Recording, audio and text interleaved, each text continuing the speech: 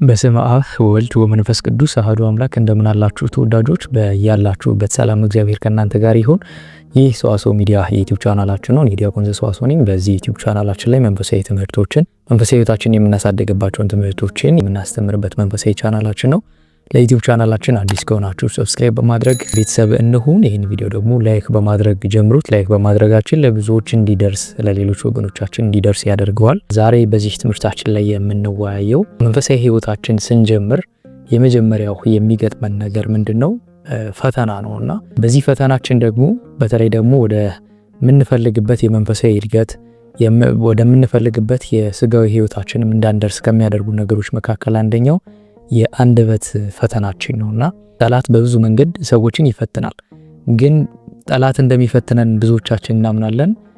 ጠላታችን እንደሚፈተን አምነን ግን እግዚአብሔር ደግሞ ከጠላታችን በላይ እንደሆነ ደግሞ ብዙ አናምንም። የጠላት ፈተና ብዙ የተወሰነ ነው። ነገር ግን የእግዚአብሔር ኃይልና ጥበቡ ደግሞ ከጠላትም በላይ ነው።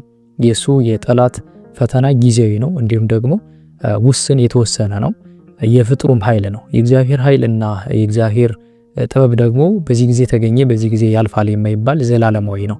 ነገር ግን ጠላታችን እንደሚፈተነን ከምናምነው በላይ ደግሞ እግዚአብሔር እኛን እንደሚረዳን ማመን አለብን። የሰው ልጅ ነጻ ፍቃድ የተሰጠው ፍጡር ሆኖ ሳለ ነጻ ፍቃዱን ደግሞ እግዚአብሔርም ሆነ ሰይጣን የሚገፉበት አይደለም። ማንም የሚጋፋው የለም። ነገር ግን ብዙ ጊዜ እኛ ነጻ ፍቃዳችንን የምንሰጠው ለማን ነው የሚለውን ደግሞ ማወቅ ያስፈልጋል ማለት ነው። ነጻ ፍቃዳችንን ለእግዚአብሔር አሳልፈን ከሰጠን እግዚአብሔር ስለኛ ይዋጋል። ነጻ ፍቃዳችን ለጠላት አሳልፈን ከሰጠን ደግሞ አንበርክኮ ይገዛናል ማለት ነው። ልዩነቱ እሱ ነው። ስለዚህ በመንፈሳዊ እንቅስቃሴ ውስጥ ፈተና አለ። ያ ፈተና ደግሞ ውሱንና ጊዜያዊ ነው። ጠላታችን በእኛ ላይ ምንም ኃይል እንደሌለው ማመን አለብን።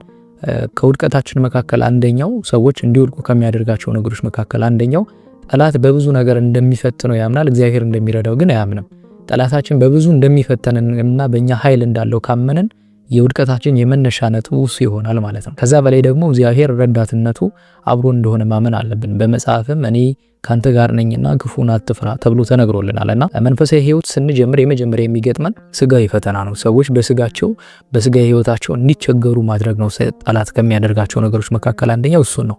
ለምን ያን መንፈሳዊ እንቅስቃሴ መተውና ማቆም እንዲችል ለማድረግ በብዙ አብዝቶ ይፈትነዋል። ያ ፈተናው ግን ጊዜያዊ እንጂ ዘላለማዊ አይሆንም። ድልም ያደርገዋል። የሱን ፈተና ደግሞ ውሱን ነው። ይሄ ገና ደግሞ በእኛም ላይ ስልጣን የለውም። ይሄን የምንመለከተው መጽሐፈ ኢዮብን ስንመለከት ኢዮብን ጠላት ቀርቦ መፈተን እፈልጋለሁ ሲል መጀመሪያ እግዚአብሔርን ያስፈቀደው የጠየቀው ምንም አይነት በእኛ ላይ ስልጣን እንደሌለው የምንመለከተው እሱን ነው። ጠይቆ አስፈቅዶ ነው። በነፍሱ ላይ ምንም አይነት ስልጣን ሳይሰጠው ነገር ግን በስጋው ላይ እንዲፈትነው አዟል። እግዚአብሔርም እንዲፈተን ያደረገበት ኢዮብ አንደኛ የኢዮብ ፍቅር እንዲገለጥ፣ ሁለተኛ ደግሞ ብዙ ክርስቲያኖች ይህንን የመሰለ ትምህርት እንድናገኝበት እግዚአብሔር ስለፈለገ ፈቅዶለታል። እግዚአብሔር በእያንዳንዱ የህይወታችን ጊዜ ውስጥ አብሮ ነው። ጠላት ከሚፈትነን በላይ ደግሞ አብሮን ያግዘናል። የሱም ደግሞ ፈተናው ውሱንና ለትንሽ ጊዜ የሚቆይ እንጂ ዘላለማዊ እንዳልሆነ መረዳት ያስፈልጋል። ስጋዊ ህይወታችን የሚጀመሪያ የሚፈትነው መንፈሳዊ እንቅስቃሴያችንን አቁመን ወደ ነበረው የቀደመ ህይወታችን እንድንመለስ ነው። ለምሳሌ ጸሎት ስናደርግ የመጀመሪያው በብዙ ፈተና እንፈተናለን። ከሰዎች ጋር መጋጨት ሊሆን ይችላል። ከሰዎች ጋር አለመስማማት፣ ከቤት ውስጥ ባለ ነገር ግጭት እንዲፈጠር ያደርጋል። ይህን የሚያደርገው መዝሙረ ዳዊት ወይም ደግሞ ጸሎት ማድረግ ስለጀመርኩ ነው ብለን እንድናምን ያደርገናል። ጸሎት ማድረግ ሲጀምር ወደ እግዚአብሔር ስቀርብ መንፈሳዊ እንቅስቃሴ መልካም ሲሆን ስጋው ደግሞ መቀበል ሲጀምር ይሄ ሁላ ፈተና የመጣብኝ ለዚህ ነው፣ ስለዚህ ይህን የመንፈሳዊ እንቅስቃሴ መተው አለብኝ ብለን እንድናስብና ያን የያዝነው መንፈሳዊ እንቅስቃሴ ወደ እግዚአብሔር የሚያደርሰን ስለሆነ ያን እንቅስቃሴያችን ለማቆም በብዙ በስጋዊ ፈተናም ይፈትነናል። በማጣት በማስቸገር ሊፈትነን ይችላል ማለት ነው። ግን ይሄ ጊዜያዊ ነው። ዛሬ ላነሳላችሁ የፈለገው አንድ ነገር ነው። እሱ ምንድነው? ጠላት ከሚፈትነን ፈተናዎች መካከል አንደኛው የአንደበት ፈተና ነው። መቼም ሰይጣን በልብ ውስጥ ያለውን አያውቅም የተገለጠውን እንጂ። ስለዚህ በልባችን ውስጥ ያለውን በአንደበታችን እንድንናገረው ያደርገናል። በአንደበታችን እንድንናገር የሚፈልገው ደግሞ ያንን ነገር ለማወቅ ነው። ምክንያቱም በልባችን የተቀመጠውን ሁሉ የተሰወረ ስለሆነ ማወቅ ስለማይችል በአንደበታችን ስንገልጠው ግን ፈተና አድርጎ ይዞብን ለመምጣት እንድንናገር በብዙ መንገድ ይፈትነናል ማለት ነው። ስለዚህ ዛሬ ስለ አንደበት ፈተናችንና እንዴት መግዛት እንዳለብን ነው የምንመለከተው ማለት ነው። ስለዚህ አንደበታችን በብዙ መንገድ ራሳችን መግዛት እንድንችል የሚያስችለን ነው። ሰው አንደበቱን ከጠበቀ ሁሉን ነገር መቆጣጠር ይችላል። አባርሳኒ ለዘላለም አፉ ውስጥ ድንጋይ አድርጎ የኖረው አንደበቱን ለመግዛት ላለመናገር ነው። በመጨረሻ አንድ ቃል ብቻ ነው እርሱ የተናገረው። መናፍቅ ነህ ወይ ሲሉት እኔ መናፍቅ አይደለሁም ብሎ ትክክለኛ ምስክርነቱን የሰጠበት እንጂ ከዛ ውጭ ባሉት ነገሮች አንደበቱን ለዘላለም በድንጋይ ዘግቶ የኖረበት ሁኔታ አለ። አንደበታችን ለምንድን ነው እንድንናገር የሚያደርገን? ስንናገር በልባችን ውስጥ ያለውን እናወጣለን። ስለዚህ በልቦችን ውስጥ ያለውን ካወቀ ደግሞ ለኛ ፈተና አድርጎ ይዞብን ይወጣል ማለት ነው። ስለዚህ ሁል ጊዜ ጠላት ከሚፈትንበት ፈተና መካከል አንደኛው በልባችን ውስጥ ያለውን ነገር እንድንናገረው። ለምሳሌ የምሬት ሐሳብ ከሆነ ምሬታችን አውጥተን ስንናገር ምሬቱን በበለጠ አጥብቆ አሁን በቃ በጣም ሰልችቶታል፣ ደክሞታል ብሎ እኛን በብዙ ለመፈተን ምክንያት ይሆነዋል ማለት ነው። በአንደበታችን ምስጋና የሚወጣ ግን ከሆነ ግን እሱን ስለማይችለው ከኛ እየሸሸ ይሄዳል ማለት ነው። ስለዚህ አንደበታችን ከሁሉም በላይ ልንጠብቀው የሚገባ ነገር ነው ማለት ነው። ለወዳጅ የምንነግረው ሚስጥር ይኖራል አይደለ? በልባችን ውስጥ የምናስበውን እያንዳንዱን ነገር መያዝ ያለብን በልባችን ውስጥ ነው። መናገር የለብንም ፈተና ስለሚሆንብን። አንዳንዴ ፈተና ሆኖ የሚመጡብን ሁኔታዎች አሉ። አንደበታችን ለራሳችን ጠላት የሚሆንበት ሁኔታ ስላለ ቅዱስ ዮሐንስ አፈወርቅ ስለዚህ ነገር ሲናገር ሰው ከራሱ በላይ ጠላት የለውም ይላል። ለምን? በአንደበቱ እንዲህ አደረግኩ፣ እንዲህ አስቤያለሁ፣ እንዲህ አድርጌያለሁ፣ እንዲህ ለማድረግ እያሰብኩ ነው የሚለውን ገና ለማድረግ እንኳን ያሰብነውን ነገር እንድንናገር በአንደበታችን ያደርገናል።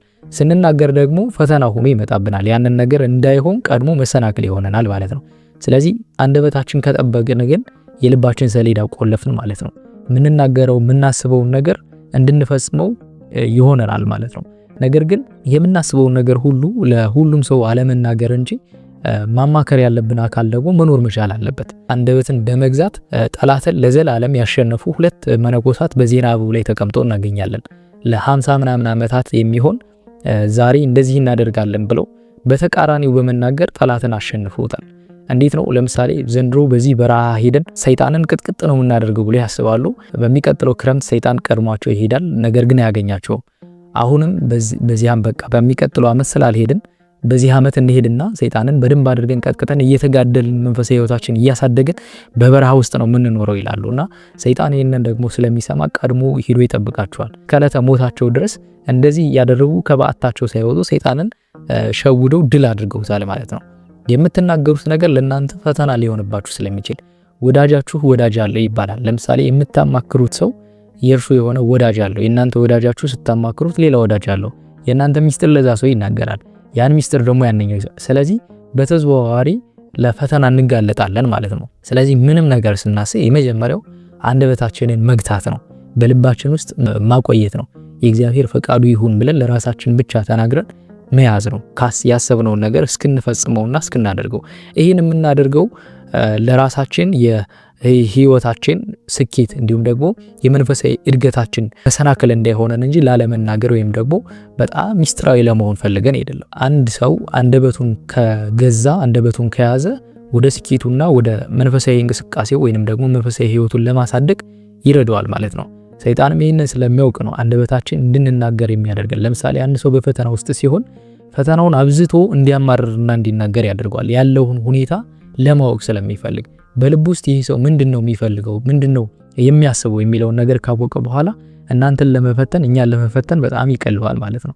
ስለዚህ አንድ ሰው አንደበቱን ከገዛ ወይም ደግሞ የአንደበቱን በር ከዘጋ በምንም አይነት የፈተና ህይወት ውስጥ ማሸነፍ የማይችልበት ሁኔታ የለም። ማንኛውም የህይወት ፈተና ማሸነፍ ይችላል አንደበቱን ከዘጋ። አንድ የህይወት መሰናክል ሊሆነን ይችላል አንደበታችን፣ አንድ የህይወት ስኬትም አንድ የመንፈሳዊ እድገት ሊሆንም ይችላል። በመናገር ብዛት ምንም የሚመጣ ነገር የለም። እንደዛ ሲባል ግን ቅድም እንዳልኳችሁ በልባችን ውስጥ የምናስበው መልካም ነገር ማማከር የሌለብን አካል የለም ወይ ማለት አይደለም። የምናማክረው አካል ይኖራል። ለምሳሌ አንድ ሰው በሐሳብ ቢመረዝ የክፉ ሐሳብ ፈተና ውስጥ ቢመጣበት ለሁሉም ሰው መናገር የለበትም። ማናገር ያለበት ማማከር ያለበት መንፈሳዊ አባቱ ወይም ደግሞ ንስሐ አባቱ ነው ማለት ነው። ለምን? ንስሐ አባቱ በመንፈሳዊ ህይወት ውስጥ የተመረኮዘ ምክር እንጂ የሚሰጠው እንደ ማንኛውም ሰው እንዲሁ ዝም ብሎ አይነት ምክር ሊሰጠው አይችልም ማለት። አባ ሙሴ የተባለ አባት ለክፉ ሐሳብ ሲናገር አንድ ወጣኔ መነኩሴ ሲጠይቀው ምን አለው? እኔ በክፉ ሐሳብ ልቦናዬ ይታወክብኛል፣ ምን ማድረግ እንዳለብኝ እንኳን ይጨንቀኛል፣ ምን ባደርግ ጥሩ ነው አባ ይምከሩኝ ብሎ አባ ሙሴን ሲጠይቀው አባ ሙሴ ምን አለ? አህያዋ ከታሰረች ውርንጭላዋ በፊቷ ምን ትላለች? ትዘላለች፣ ዘላም ደግሞ ትመለሳለች። አንተም ልክ እንደዚሁ አድርግ። ሐሳብህን ዝም ብለህ ይዘኸው በባህት ተቀመጥ፣ እርሱ በራሱ ሰዓት ከእግዚአብሔር ጋር መሆንህን ሲያው ካንተ ይርቃል ይላል። እንዲሁም ደግሞ አንድ አባት ስለዚህ ስለ ሐሳብ መታወቅ ሲጠየቅ ምን አለ? ሐሳብ ይፈትነኛል፣ በብዙ ፈተና ውስጥ አልፋለሁ፣ ከበዓቴም እንድወጣ የሚገፋፋኝ ኃይል አለ፣ በክፉ ሐሳቦች መጥተው ውስጤን ይረብሹታል ብሎ አንድ ወጣኔ መነኩሴ ሲጠይቀው የመለሰለት መልስ እንዲህ የሚል ነው። የሰይጣን ገንዘብ የሆነ ሁሉ ለሱ አስረክቦ ካንተ ይሸሻል ብሎታል። እና እንደዚህ አይነት ሐሳቦች ምክሮችን ለማግኘት መንፈሳዊ አባቶችን ማማከር ተገቢ ነው። እና ማንን ማማከር አለብን ተብሎ ሲጠየቅ አባ ሙሴም ሁላችሁ ሐሳባችን ለሰዎች ሁሉ ማማከር አለብን ወይ ተብሎ ሲጠየቅ አባ ሙሴ የመለሰው ምንድነው? መንፈሳዊ ሕይወታቸው በመንፈሳዊ ሕይወት ለአደጉ አባቶች እንጂ ለሁሉም ሐሳባችን ማካፈል የለብንም ብሏል። ለምን? መንፈሳዊ ሕይወት ያላቸው ሰዎች መንፈሳዊ አባቶቻችን የሚነግሩን በመንፈሳዊ ሕይወት የተቃኘና የእግዚአብሔርን መንገድ ሊያሳዩን የሚችሉ ናቸው እንጂ እንዲሁ ዝም ብለው በዓለም በተቃኘ እንዲህ አድርጉ ሊሉን አይችሉም። ሁሉም ሰው አለመነገራችን ደግሞ የሚጠቅመን ለዛ ነው።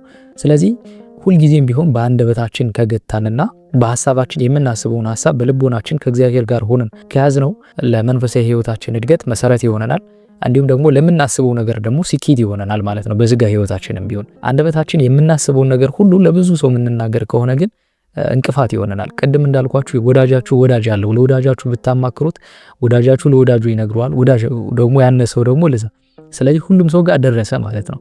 ስለዚህ ሳናደርገው ይህ ነገር በእንቅፋት ይሆናል ማለት ነው። በእርግጠኝነት ይህን ሐሳብ ያነሳውበት የራሴ ምክንያት አለኝ። በሕይወታችሁ እንደዚህ አይነት ሐሳቦች ገጥሟችሁ ሊሆን ይችላል። ቀድማችሁ ተናግራችሁ ሳይሳካላችሁ የቀረ ነገር ሊኖር ይችላል እና ሁልጊዜም ቢሆን የምታስቡትን ነገር በልቦናችሁ ውስጥ በመያዝ ወደ መንፈሳዊ ሕይወታችሁ ማደግ ያስፈልጋል ማለት ነው። የምታማክሩት ሰው ግን መንፈሳዊ እድገት ያለውና መንፈሳዊ አባት በመንፈሳዊ ሕይወት የተቃኘ ሲሆን እንድታድጉ መንፈሳዊ ምክር ይሰጣችኋል። መጀመሪያው ማድረግ የሚገባን ሐሳባችን እንደዚህ አይነት ሐሳቦችን ለመያዝ የመጀመሪያው የእግዚአብሔርን ፈቃድ መጠየቅ ነው። እንደዚህ አስቤያለሁ እግዚአብሔር ወይ እግዚአብሔርን እንደ ልጅ ማውራት ይገባል ማለት ነው። እግዚአብሔርን እንደ ልጅ ማማከር ቀርቦ እንደዚህ እየተሰማኝ ነው ምን ላድርግ ብሎ መጠየቅ ያስፈልጋል። ከዛ ደግሞ የራሳችሁ የሆነ የሚያማክራችሁ ፓትሮን ሴንት ወይም ደግሞ ተወዳጅ ቅዱስ ይኖራችሁ። ከዚህ በፊት ስለ ተወዳጅ ቅዱስ የሰራሁላችሁ ቪዲዮ ነበር ሳታዩት ከሆነ። ተወዳጅ ቅዱስ ማለት በሕይወታችን የምናማክረው የውስጣችን እንዲህ ብለን የምንነግረው አባት ማለት ነው። ስለዚህ እሱም ደግሞ ያደርግልናል፣ ፈጥኖ ይደርስልናል፣ ቅዱስ አባት ማለት ነው። ስለዚህ እንደዚህ አስቤያለሁ። ለምሳሌ ብዙ ሰው የቅዱስ ገብርኤል ወዳጅ ሊሆን ይችላል፣ የቅዱስ ሚካኤል ወዳጅ ሊሆን ይችላል። ሚካኤል አባቴ እንደዚህ አስቤያለሁ ሊል ይችላል። ቅዱስ ገብርኤል አባቴ እንደዚህ አስቤያለሁ ሊል ይችላል። ወይም ደግሞ ቅዱስ ዳዊት አባቴ እንደዚህ አስቤያለሁ ምን ትለኛለህ ብለን ቀርብ ልናማክር የምንችለው የቅዱሳን ወዳጅ ሊኖረን ይገባል ማለት ነው። ይህን ቅዱስ ደግሞ በመዘከር በየወሩ ለሚገጥሙ ነገሮች ደግሞ መንፈሳዊ ሕይወትም መንፈሳዊ ፈተናዎችም መንፈሳዊ ስጋዊ ፈተናዎች በማማከር እግዚአብሔር መልስ እንዲሰጠን ያደርገናል ማለት ነው። ስለዚህ መጀመሪያው እንደ እግዚአብሔርን ቅዱሳን መላእክትን ማማከር ያስፈልጋል። ከዛ ቀጥሎ ደግሞ በጣም ኃይለኛ የሆነ ሐሳብ በጣም የሚያስጨንቀን ጊዜ ምክር የሚያስፈልገን ከሆነ ደግሞ ንስሐ አባታችን ቀርበን ደግሞ ማማከር፣ መንፈሳዊ አባቶቻችንን ደግሞ ቀርበን ማማከር ማለት ነው። እንደዚህ ስናደርግ ፈተናዎችን እያቀለልን ሚስጥራዊ እንሆናለን። ቅዱስ ጳውሎስ መንፈሳዊ ሰው እርሱ አይመረመርም፣ እርሱ ግን ሌሎችን ይመረምራል ይላል። የማንመረመር መሆን መቻል አለብን። አንደበታችንን መግዛት መራሱ እንዳንመረመር ያደርገናል። አንደበቱን የዘጋ ሰው ምንም ነገር ከማሳካት ወደ ኋላ አይልም። እየበላችሁ አትናገሩ የሚባል አባባል ሰምታችሁ ከሆነ እየሰራችሁ አትናገሩ፣ የምታስቡትን ነገር አታውሩ እንደማለት ነው ይላሉ። ስለዚህ ሁልጊዜም ቢሆን አንደበታችንን ከገዛንና አንደበታችን ከያዝን ለመንፈሳዊ እድገታችን ፈተና እንዳይመጣብን ፈተናችን እንዲያቀልልን ያደርጋል። እንዲሁም ደግሞ ስጋዊ ፈተናችንም ደግሞ ያቀልልናል ማለት ነው። ሁልጊዜም ቢሆን አንደበትን መግዛት ወደ መንፈሳዊ እድገታችን ያደርሰናል፣ ወደ እግዚአብሔርም ያደርሰናል። አንደበት የሁሉም ነገር መክፈቻ ነው። ሰው በልቡ ያሰበውን በአንደበቱ ይናገራል። በህሊና ያመላለሰው በኩላሊቱ ያመላለሰውን በአንደበቱ ይናገረዋል። ስለዚህ አንደበትን ከገዛን የማናሳካው የመንፈሳዊ ሕይወት ወይም ደግሞ የማንደርስበት ስጋዊ ሕይወት አይኖረንም ማለት ነው። ስለዚህ ሁልጊዜም ቢሆን መንፈሳዊ ሕይወት እንቅስቃሴ ውስጥ ስንሆን አንደበታችን በጸጥታ መሆን መቻል አለበት። ምንም ነገር ስናስብ ማማከር ያለብንን አካል መምረጥ መቻል አለብን ማለት ነው። ለዛም ነው ሰይጣን አንደበታችን ተናግረን ጠላት እንዲፈትን ምክንያት የሚሆነው የተናገርነውን ስለሚያውቅ ነው፣ በልባችን ያሰብነውን። ለምሳሌ አንድ ሰው በልብ ውስጥ ያሰበውን ለጓደኛው ቢነግረው እንዲህ እኮ ሊያሳስቧል ብሎ ለጓደኛው ይነግረዋል። ያ ጓደኛው ደግሞ ለሌላ ጓደኛው ይነግረዋል። ስለዚህ ለፈተና ተጋለጥን ማለት ነው። አንደበታችን ከዘጋን ግን ከፈተና እንርቃለን ማለት ነው። ስለዚህ ሰዎችን ከሚፈትንበት አንደኛው ፈተና መካከል ጠላት የአንደበት ፈተና ነው። ሰዎች በልባቸው ሐሳብ የሚናገሩ በማድረግና ወደ እነሱ ህይወት በመምጣት ፈተና ሊያከብድ ይችላል ማለት ነው። እግዚአብሔር አምላካችን አንደበታችንን ይጠብቅልን። ጠላት አርፎ አያውቅም። ሁልጊዜም ቢሆን እኛም በፈተና ውስጥ እንድናልፍ የሚያደርገን ነው። እንደውም አንድ የጣዖት ካህን ልጅ የነበረ አንድ መነኩሴ ከዛ ህይወት ወጥቶ በመንኩስና አልፎ ቅዱስ የሆነ አባታችን ሲናገር ምን ይላል? እኔ የጣዖት ካህን ልጅ ነበርኩኝና አባቴ ወደ ጣዖቱ ገብቶ የጣዖቱን ለማጠን ወደ ጣዖታቱን ለማጠን ወደ መቅደሱ ሲገባ እኔ ተደብቄ ከዛ በፊት ቀድሜ ገባው ይላልና ጣዖቱ ስር ተደብቄ ስመለከት ሰይጣን በዙፋኑ ላይ ተቀምጦ ጭፍሮቹን እያዘዛቸው ተመለከትኩ ይላልና ከጭፍሮቹ መካከል አንደኛው ከቆይታ በኋላ መጣና የት ነበርክ የት ቆየስ ብሎ ሲጠይቀው እገሌ የሚባል ሀገር ነበርኩኝ፣ እናም ሰዎችን ፈተንኩኝ፣ ሰዎችን እርስ በርሳቸው አጣላሁኝ፣ እርስ በርሳቸው እንዲጋደሉ አደረግኩኝ አለ። ይህን በስንት ቀን አደረግክ ቢለው በ30 ቀን አለው። አስቀምጡና ግረፉት ብሎ ጭፍሮውን እንዲገረፍ አደረገ ይላል። ሁለተኛው ገባ ይላል። ሁለተኛው ገባና ከየት እስካሁን የት ቆይተህ ነበር ሲለው አንድ ሀገር ነበርኩኝ፣ ሰርግ ነበረ፣ በዛ ሰርግ ውስጥ ባልና ሚስት እንዲጣላ አደረኩኝ፣ ሚስትም ደግሞ ባሏን አማቷን እንድትጠላ አደረግኩኝ። ይህን በስንት ቀን አደረግክ ሲለው በ20 ቀን አስገብታችሁ ግረፉት አለ። ሌላኛው ሶስተኛው ገባና የት ነበርክ እስካሁን ሲለው እስካሁን በማዕበል ውስጥ በባህር ውስጥ ነበርኩኝና መርከብ ውስጥ የነበሩ ሰዎችን መርከቡ ማዕበል እንዲነሳ አድርጌ እንዲሞቱ አደረኩኝ አለው። ይሄን በስንት ቀን አደረክ ሲለው በ11 ቀን። እንዴት ይሄን ሁሉ ጊዜ ትፈጃለህ ብሎ እሱንም አስበርክኮ እንዲገርፉት አደረገ ይላል። ሌላኛው የመጨረሻው አንዱ ሰይጣን ገባና እስካሁን የት ነበርክ ብሎ ሲጠይቀው አለቃው አለ እስካሁን የነበርኩት 40 ዓመት ሲጋደል የነበረን መነኩሴ ስጋደል ኖርኩኝ 40 ዓመት ሙሉ፣ እናም ዛሬ በዝሙት ጣልኩት አለው። ያንን ሰይጣን አስገብቶ የራሱን ዙፋን ላይ አስቀምጦ አክሊል ያደረገለት ሸለመው። አንተ ነህ መሸለም የሚገባ አለው ይባላልና ይህ መነኩሴ ምን አደረገ? መነኮሳት ይህን ያህል ትልቅ ክብር ካላቸው እኔ መነኩሴ ነው የምሆነው ብሎ የጣዖት ካህን ልጅ የነበረ ሰው መንኩሶ በቅድስና ህይወት አለፈ ማለት ነው። ለኛም ይህን የመሰለ ትምህርት እንድናገኝ ረዳን ማለት ነው። እና በብዙ መንገድ ሰዎችን በመንፈሳዊ እንቅስቃሴያቸው ሰይጣን ይፈትናል። እስካሁን አላረፈም፣ ትንሽ ትልቅ አይልም። ግን ከፈተናው በላይ ደግሞ እግዚአብሔር አብሮን እንዳለ ክፉን ሁሉ እንዳንፈራ እግዚአብሔር አምላካችን ነግሮናል። ሁልጊዜም ቢሆን ከጠላት በላይ ኃይል ያለው አባት እንዳለን ማመን አለብንና ሁልጊዜም ቢሆን አንደበታችንን እንጠብቅ። ከአንደበታችን ከጠበቅን ከፈተና እንርቃለን። እግዚአብሔር አምላክ ፈተናችንን ያርቅልን። እንዳንሳካ ወይም እንዳይሳካልን የሚያደርገን የአንደበታችን ፈተና ስለሆነ አንደበታችንን እንጠብቅ።